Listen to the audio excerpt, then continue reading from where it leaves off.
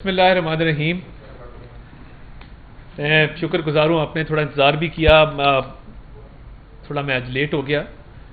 आज जो मौजू है गुफ्तगू का वो पिछले 3.5 साल में जो पंजाब की आवाम के हक़ पर डाका डाला गया और जो दोनों हाथों से इस सूबे की आवाम को लूटा गया, और वो किसने लूटा, किसके कहने पर लूटा, किसकी ईमा पर लूटा, वो कहानी अब खुल के सामने आ चुकी है और रोज़े रोशन की तरह यहाँ है। इमरान खान साहब ने एक ऐसे शख्स को वज़ीर आला बनाया जिसको नाम तो वसीम अकरम प्लस का दिया, मगर उसके पास ना तो इख्तियार था, ना उसकी कोई वक़्त थी और ना उसका कोई तजर्बा था। ये काम इसलिए किया गया क्योंकि तमाम तर इख्तियार एक खातून के पास था जिसका नाम फरा गोगी है, और उस खातून ने इस मुल्क के रिसोर्सेज पर, इस मुल्क के वसाइल पर कब्जा किया और इस सूबे की हुकूमत को इस तरह चलाया जिस तरह कोई निजी कंपनी भी नहीं चलाई जाती, और निजी कंपनी को भी कोई मुनाफे में छोड़ के जाता है। मगर फरा गोगी ने इमरान खान साहब की ईमा पर, इमरान खान साहब की नाक तले यहां पे कई 100 करोड़ की करप्शन की। और ये सिर्फ फरा गोगी की बात नहीं है,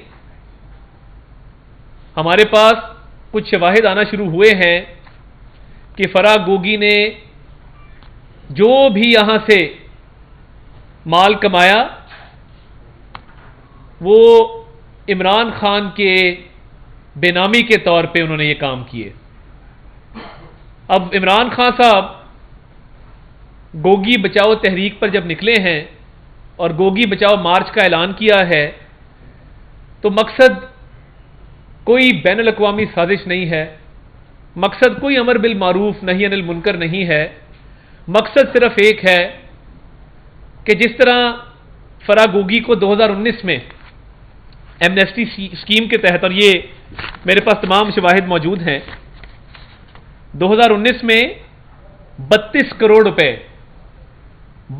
करोड़ रुपए उन्होंने टैक्स एमनेस्टी स्कीम में फरा गोगी की ब्लैक मनी को वाइट करवाया।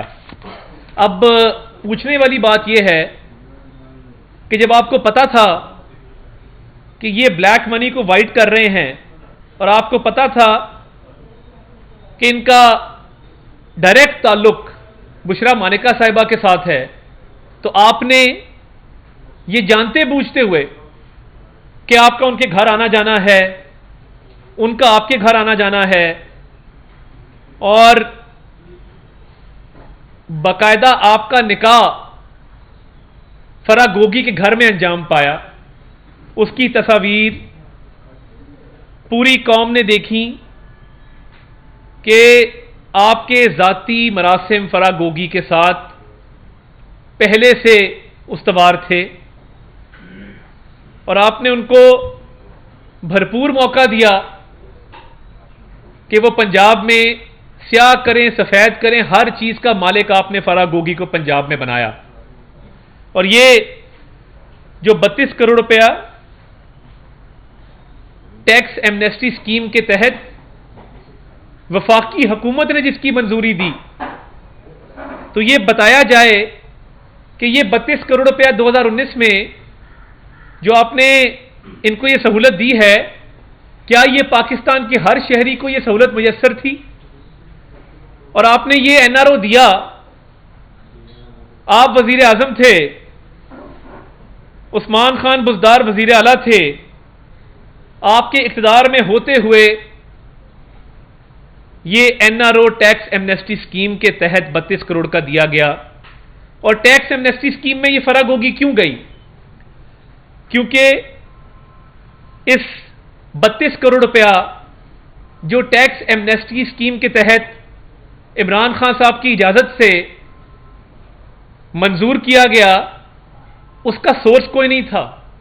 यानी फराह गोगी साहिबा के पास किसी किस्म की मनी ट्रेल नहीं थी इस 32 करोड़ की, जो 2019 में इमरान खान साहब ने अपनी वफाकी हुकूमत के तहत, अपनी ही टैक्स एमनेस्टी स्कीम के तहत उनको ये रियायत और सहूलत फराहम की।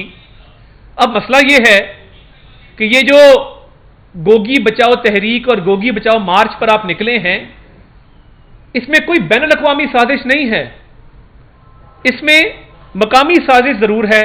और मकामी साजिश यह है कि एक ऐसे वजीर आला को बिठाया गया जिसने कहा कि hear no evil, see no evil, speak no evil.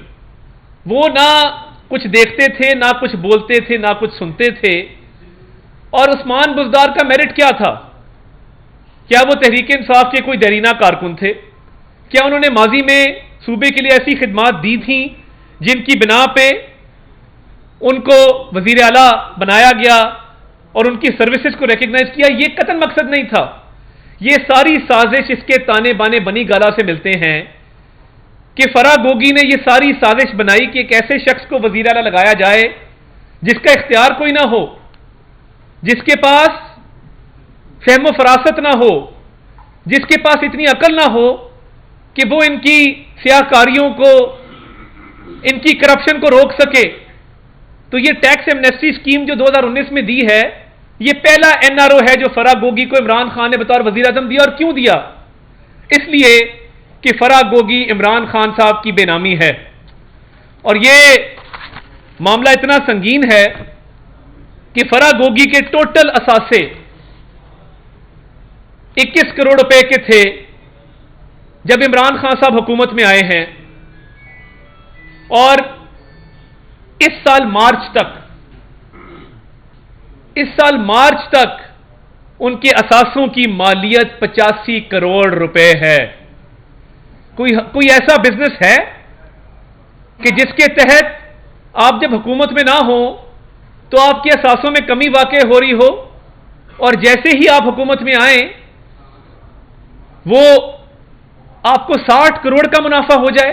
और ये सिर्फ वो रकम है जो 43 सस्पिशियस ट्रांजैक्शंस के तहत फराह गोगी के 15 अकाउंटों के अंदर आई। ये 43 मशकूक बैंक ट्रांजैक्शंस हैं, 43, जिसके तहत ये 85 करोड़ रुपया उनके अकाउंट में आता। सबसे बड़ी बात यह है कि तकरीबन 70 करोड़ रुपया है जो कैश की शक्ल में आया है, कैश डिपॉजिट्स हैं। और ये कैश डिपॉजिट्स किस मद में आए? और ये जब एनआरओ दिया गया टैक्स एमनेस्टी स्कीम के तहत 32 करोड़ का, तो उसके बाद खुली छूट दे दी गई कि मैंने 32 करोड़ का, इमरान खान साहब ने कहा होगा फराह गोगी को कि मैंने 32 करोड़ रुपया तुम्हारा ब्लैक मनी वाइट कर दिया है, तुम्हारी मर्जी का एक डमी वजीर आला पंजाब में प्लेस कर दिया है, अब तुम्हें पूरा इख्तियार है, तुम अफसरों की पोस्टिंग ट्रांसफर करो, तुम रिंग रोड की अलाइनमेंट अपनी मर्जी के मुताबिक तय करो। और ये करते क्या थे? कोई भी सड़क बननी है, रिंग रोड बननी है, ये उसकी मंजूरी दिलवाने से पहले अरबों रुपए की अराजी वहां खरीदते थे। कई 100 एकड़ अराजी का रिकॉर्ड मौजूद है कि जहां पे रिंग रोड की अलाइनमेंट तय हुई, कोई बड़ी सड़क का मंसूबा मंजूर हुआ, आपने साथ ही वहां पे पहले से ही जमीन की खरीदारी शुरू कर दी ताकि जो जमीन सस्ती खरीदी, जैसे ही सड़क का मंसूबा मंजूर होगा उसकी कीमत में कई गुना इजाफा होगा। ये करप्शन के 2-4 तरीके थे। पहली करप्शन की टैक्स एमनेस्टी के तहत, दूसरी करप्शन की पोस्टिंग ट्रांसफर करवाकर, ठेकेदारों से कमीशन लेकर, जिनको आपने अवामी मंसूबों में फेवर करके आउट ऑफ टर्न ठेके अवार्ड किए।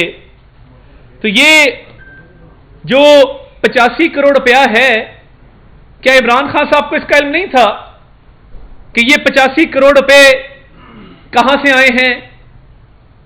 ये 43 बैंक ट्रांजैक्शंस हैं, इनका क्या मकसद है?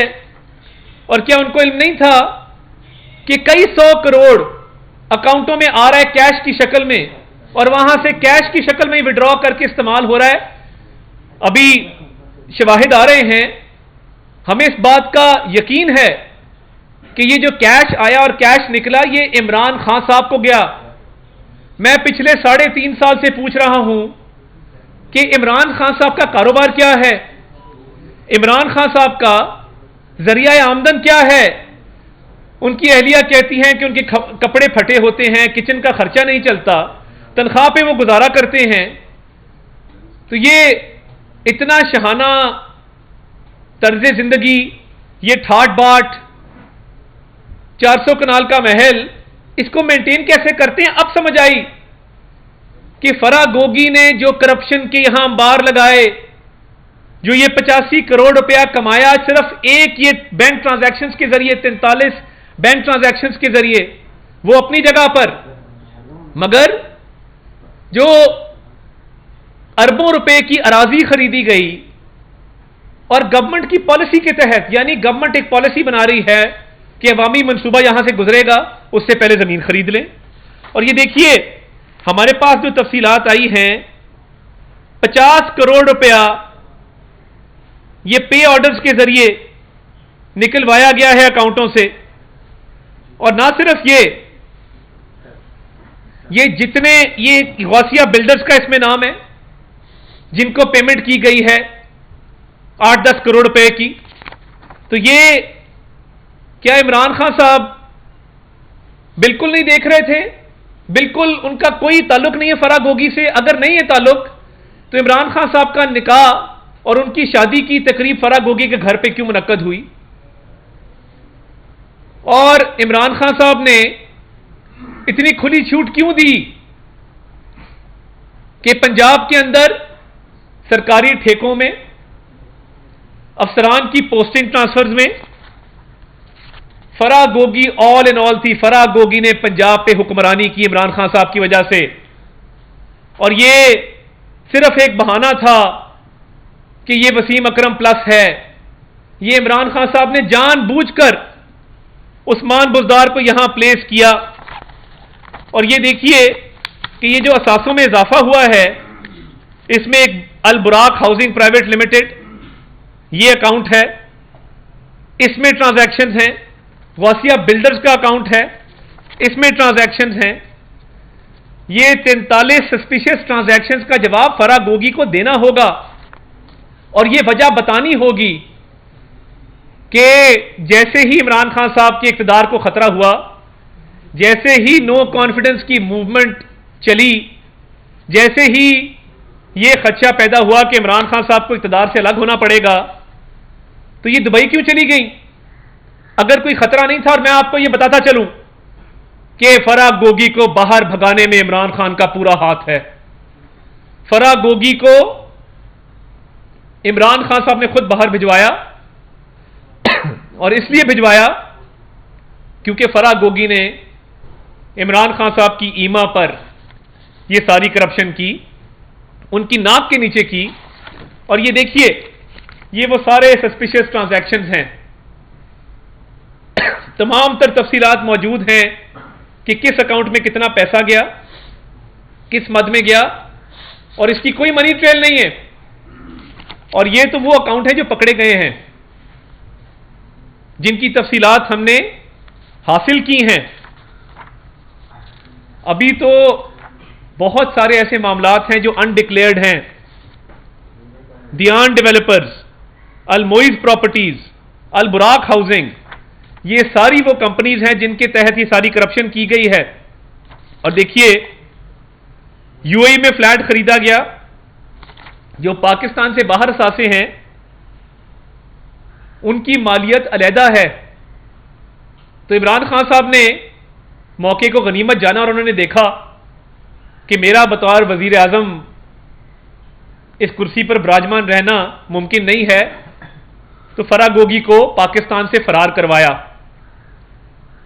हिम्मत करें, अगर इमरान खान साहब की बेनामी नहीं है और ये सारी करप्शन इमरान खान साहब की ईमा पर नहीं की गई, और ये सारी प्रॉपर्टीज, ये सारा पैसा, ये सारी कंपनियां, ये सारे मशकूक ट्रांजैक्शंस, ये अगर इमरान खान साहब की बेनामी ट्रांजैक्शंस नहीं है और असल मालिक पीछे इमरान खान और असल बेनिफिशियरी इमरान खान नहीं है, तो फिर फराह गोगी को बुलाएं। उनको तो आपका कुर्ब हासिल था, उनका तो बनी गाला का रोज आना जाना था, आपकी फैमिली इकट्ठी बैठती थी, खाती पीती थी, उठती बैठती थी।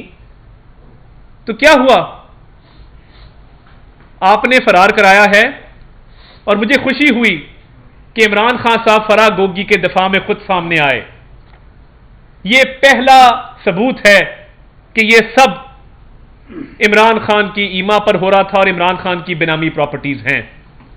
अगर ये बेनामी प्रॉपर्टीज ना होती तो टैक्स एमनेस्टी स्कीम के तहत 32 करोड़ रुपए की छूट 2019 में इमरान खान ना देते।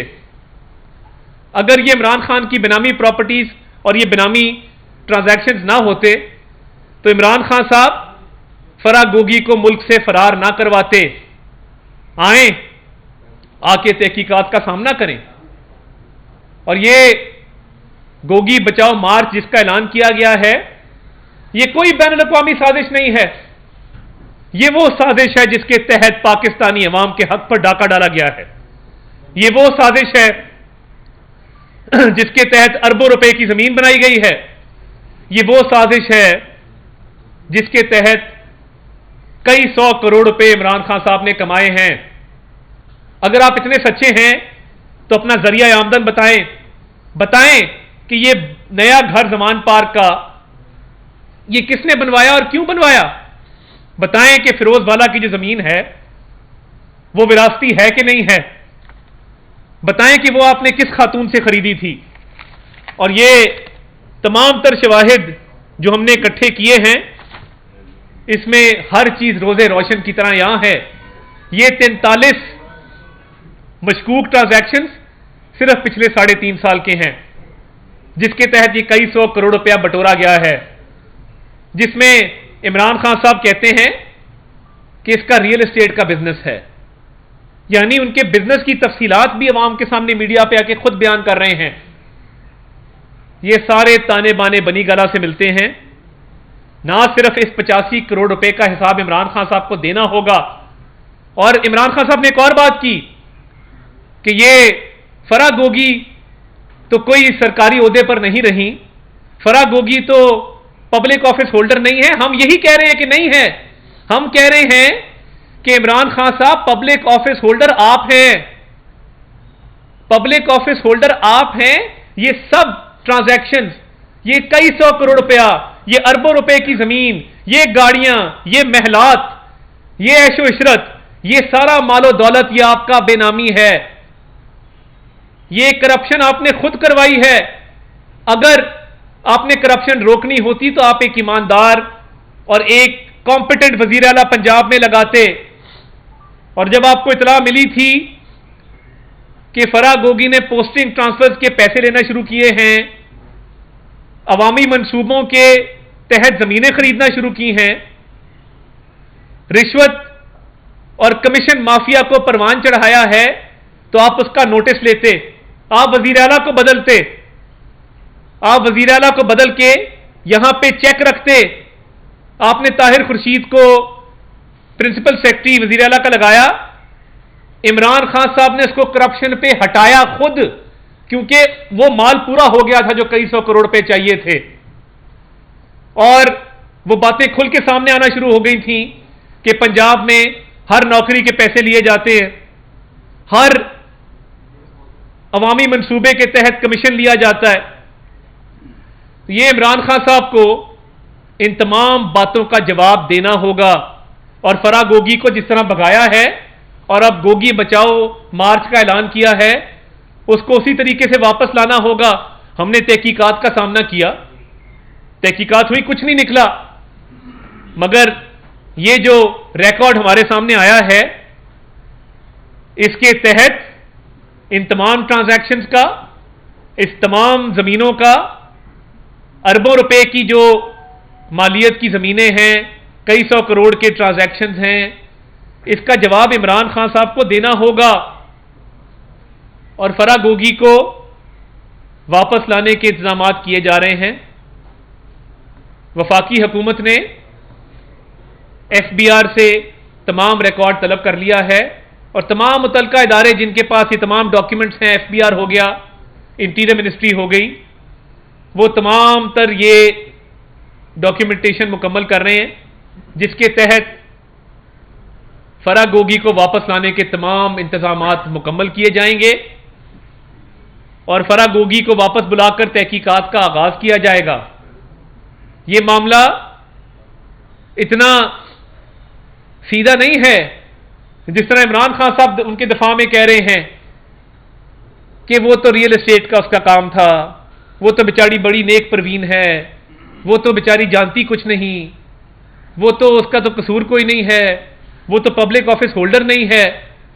तो पब्लिक ऑफिस होल्डर तो आप हैं, आपका बतौर पब्लिक ऑफिस होल्डर निकाह उसके घर में हुआ है, आपके ताने बाने उससे मिलते हैं, आपने उसको पूरी ढील और खुली छूट दी हुई थी कि पंजाब में जो मर्जी करे, तो अब जवाबदेह भी आपको होना पड़ेगा और इन बिनामी ट्रांजैक्शंस को आकर जस्टिफाई करना पड़ेगा। और ये इतने शवाहिद मौजूद हैं कि आपको कड़ी से कड़ी तहकीकात का सामना करना चाहिए। तो इमरान खान साहब, आप ये गोगी बचाओ तहरीक और गोगी बचाओ मार्च छोड़ें और फराह गोगी को पाकिस्तान बुलाएं और उसे कायल करें कि वो तहकीकात का सामना करें। यानी यहां पे उल्टी गंगा बह रही है कि आप उसका दिफा कर रहे हैं, आप इस करप्शन को, इसकी जवाब पेश कर रहे हैं, इस करप्शन का दिफा कर रहे हैं। इतनी दीदा दलेरी है कि करप्शन वाजे है, सबके सामने है, और उसके बावजूद सफाइयां आप देते फिर रहे हैं। इल्जाम फराह गोगी पे है, सफाइयां इमरान खान दे रहे हैं, और इसलिए दे रहे हैं क्योंकि पता है कि कल को जवाब दे इमरान खान को होना पड़ेगा। तो इसलिए मेहरबानी करें, ये मार्च छोड़ें, इस मार्च को भी छोड़ें और इस तहरीक को भी छोड़ें और फराह गोगी को वापस बुलाएं, फराह गोगी को बुलाकर पेश किया जाए। और ये जो आपने आखिरी दिनों में इसको भगाया है, वो सबूत भी सामने आएंगे जो आपने उसको मुल्क से फरार होने में मुआवनत फराहम की है। तो ये वापस लाने के हवाले से तमाम कागजी कार्रवाई का आगाज कर दिया गया है और इस मामले को बड़ी संजीदगी से परसू किया जाएगा। इसमें अरबों रुपए की जमीनों के गबन हैं, कई सौ करोड़ के कैश के ट्रांजैक्शंस हैं, कमीशन है, रिश्वत है। इन तमाम तर मामलात पर मजीद तहकीकात होंगी। और देखिए, नैब की इंक्वायरी हुई है तो आके सामना करें। तो मैं ये समझता हूं कि इमरान खान साहब के पास इन तमाम सवालात के कोई जवाब नहीं है, और अगर हैं तो फवाद चौधरी को मैं चैलेंज करता हूं, आके जवाब दे, जो कहता है मैं फराह गोगी को जानता ही नहीं। फवाद चौधरी जैसा आदमी जिसको चौथे महल्ले भी पता होता है कि गली में क्या बात हो रही है, जो अपने आप को बहुत बाखबर जाहिर करता है, वजीर इत्तलात रहा है हुकूमत पाकिस्तान का, तो फवाद चौधरी साहब आपकी मासूमियत पे सदके जाएं कि आप इतने मासूम आदमी हैं कि आपको यह नहीं पता कि फराह गोगी कौन है। तो ये फवाद चौधरी साहब, आपको भी जवाब देना होगा इन काले करतूतों का और इस करप्शन का कि आपके चेयरमैन तरीके इंसाफ और साबिक नाम नहाज वजीर आजम के हाथ करप्शन में रंगे हुए हैं, और आप कहते हैं कि मुझे पता नहीं फराह गोगी कौन है। आपका भी ताल्लुक पंजाब से है, जेलम से आपका ताल्लुक है, तो आप भी मेरा ख्याल है रोटी को चोची तो नहीं कहते होंगे। आपको पता होगा कि फराह गोगी ने पंजाब में क्या मामलात किए हैं और किस तरीके से किए हैं।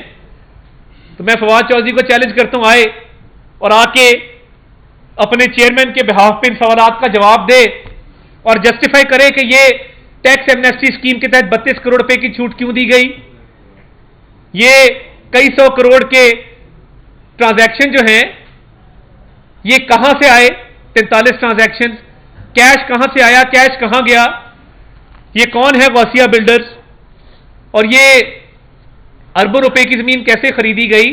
आपका चेयरमैन दिफा जरूर कर रहा है, इमरान खान दिफा कर रहा है फराह गोगी का, पब्लिकली कह रहा है, और अब चीखे मार रहा है कि फराह गोगी बचाओ तहरीक में निकलने लगा हूं, गोगी बचाओ मार्च का ऐलान कर रहा हूं।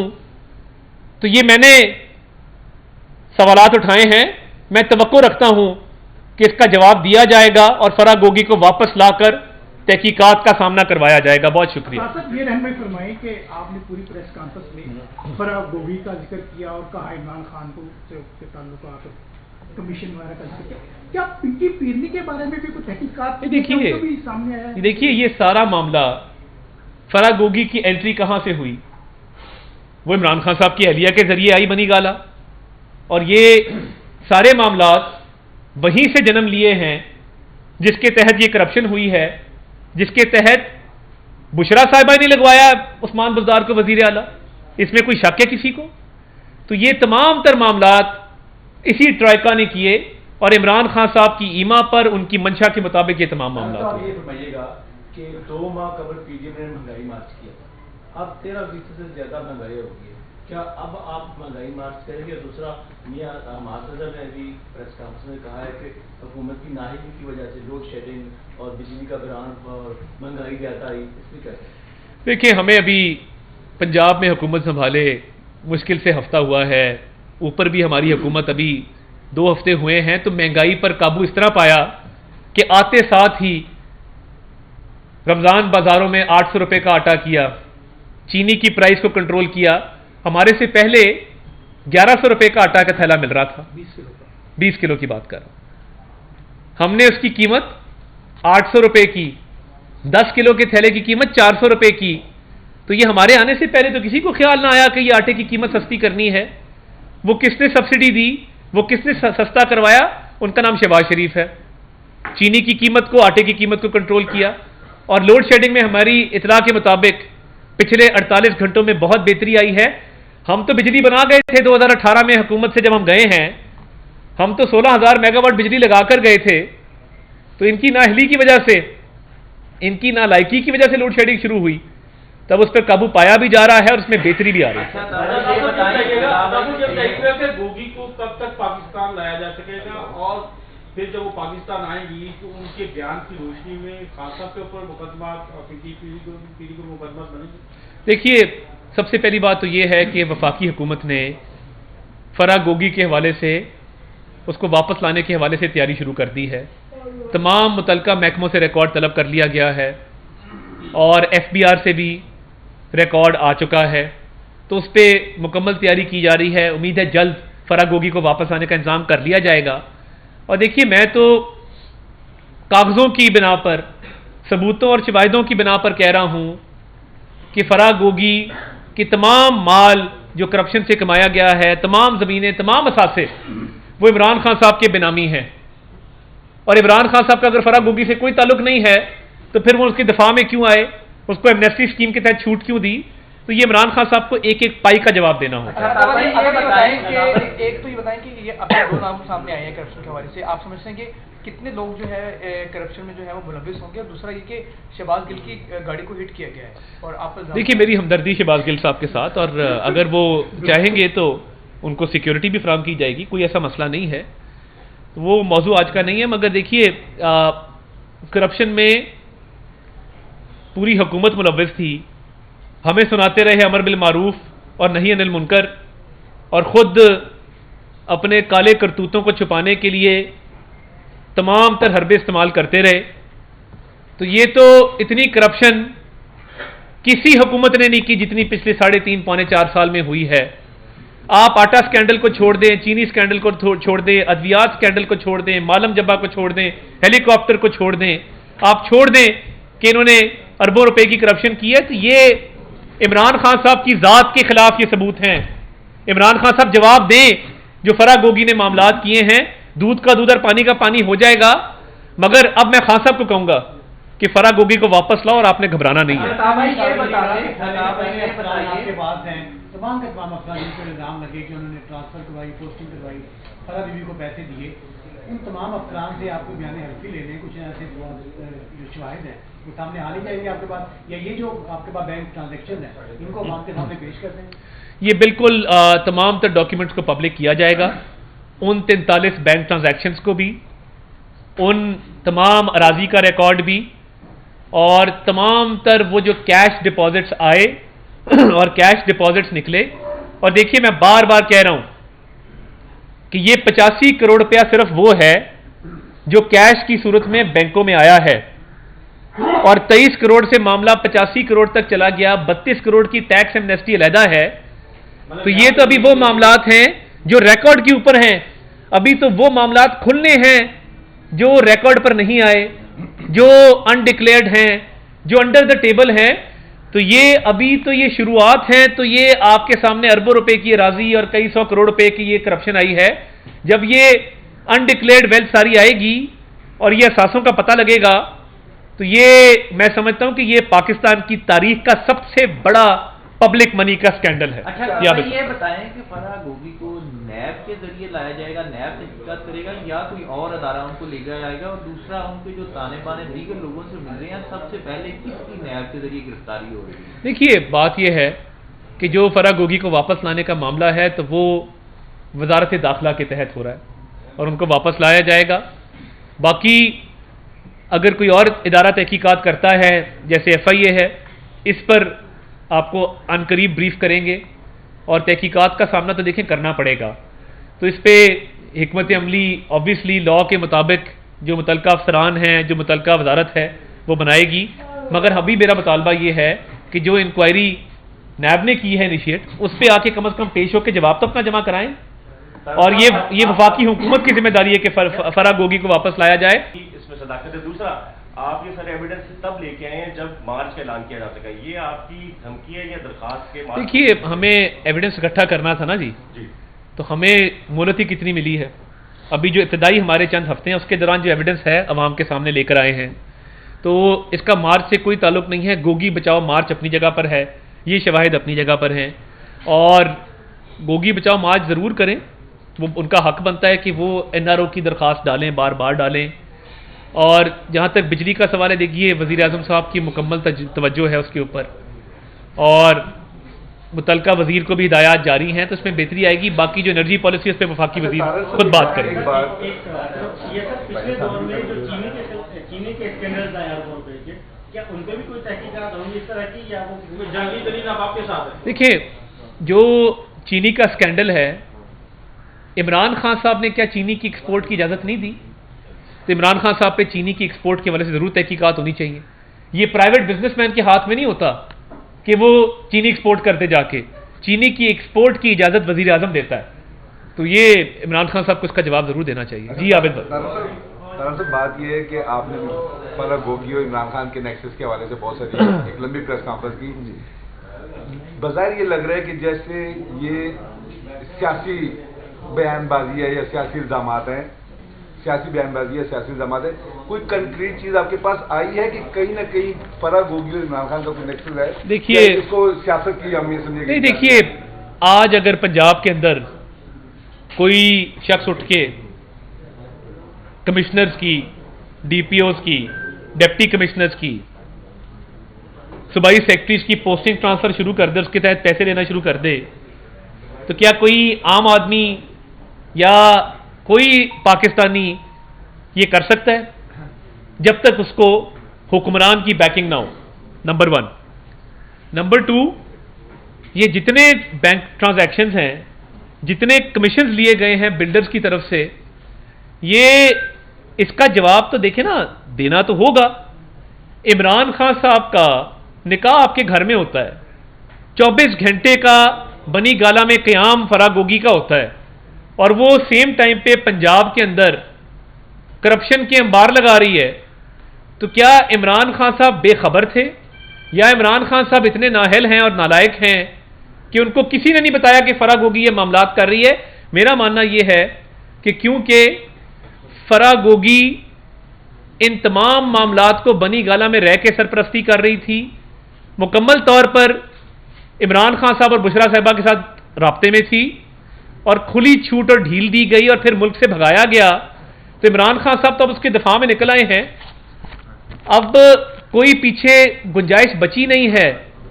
अगर वो उसका दफा ना करते, टैक्स एमनेस्टी ना देते और ये तमाम मामलात इतना बाइख्तियार फराग गोगी को ना करते, तो शायद मैं आपकी बात मान लेता, मगर अब कोई गुंजाइश नहीं है कि इस बात को माना जाए। लास्ट ही जाना चाहूंगा कि एक जलसा जो है 15 रोजा जलसों का ऐलान किया है, 15 रोजा इम्पोर्टेड हुकूम नामंजूर जलसों का ऐलान किया है पीटीआई ने, और उसके मुकाबले में मरीम साहबा के भी जलसे जो है उनकी भी अनाउंसमेंट हो चुकी है। तो कौन से जलसे आपको भारी लग रहे हैं?